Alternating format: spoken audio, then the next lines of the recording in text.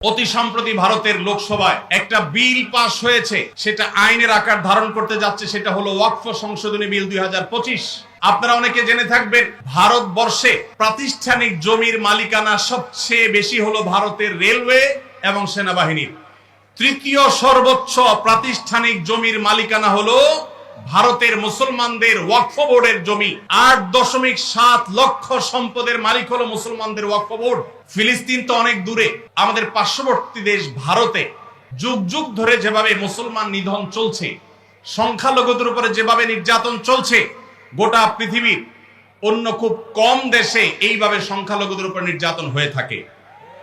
আপনারা জানেন, অতি সম্প্রতি ভারতের লোকসভায় একটা বিল পাস হয়েছে, সেটা আইনের আকার ধারণ করতে যাচ্ছে। সেটা হলো ওয়াকফ সংশোধনী বিল 2025। আপনারা অনেকে জেনে থাকবেন, ভারতবর্ষে প্রাতিষ্ঠানিক জমির মালিকানা সবচেয়ে বেশি হলো ভারতের রেলওয়ে এবং সেনাবাহিনীর।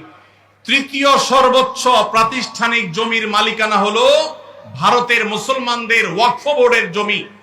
8.7 লক্ষ সম্পদের মালিক হলো মুসলমানদের ওয়াকফ বোর্ড। ইসলামের অন্যতম একটা সৌন্দর্য হলো মসজিদ, মাদ্রাসা, ইয়েতিমখানা, কল্যাণমূলক কাজ, এগুলো পরিচালনা করবার জন্য ওয়াকফের ব্যবস্থা রাখা হয়েছে ইসলামে। কেউ তার জমি জীবদ্দশায় ওয়াকফ করে গেলে কিয়ামত পর্যন্ত সেই জমি যে উদ্দেশ্যে ওয়াকফ করে যাওয়া হয়েছে সে উদ্দেশ্যে ব্যয় করতে হবে। ওয়াকফের জমি কেউ বিক্রি করতে পারে না, এক্সচেঞ্জ করতে পারে না, দখল করতে পারে না। যে উদ্দেশ্যে ওয়াকফ করা হয়েছে এটার পরিপন্থী কোনো কাজ করা যায় না।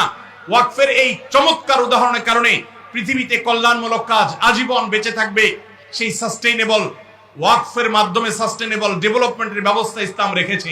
ভারতবর্ষে মুসলমানদের শত শত বছর চলে আসা 8.7 লক্ষ সম্পদ, যেটা টোটাল ভারতবর্ষে যত প্রাতিষ্ঠানিক সম্পদ আছে এর মধ্যে তৃতীয় সর্বোচ্চ। সেই সম্পদ আজ ভারতের হিন্দুত্ববাদীরা গ্রাস করবার জন্য নতুন করে সংসদে বিল তারা পাশ করেছে। আপনারা জানেন, এই বিলে সুস্পষ্টভাবে বলা হয়েছে যে মুসলমানদের ওয়াকফ বোর্ড, যেটা নিতান্ত ইসলামিক একটা বিষয়, এটা এতদিন পর্যন্ত মুসলমানরাই পরিচালনা করে আসতো। এখন রাজ্য এবং কেন্দ্রীয় ওয়াকফ বোর্ডে দুজন অন্য ধর্মাবলম্বী অমুসলমান হিন্দু তাদেরকে বাধ্যতামূলকভাবে ওয়াকফ বোর্ডে অন্তর্ভুক্ত করার জন্য আইন করা হয়েছে।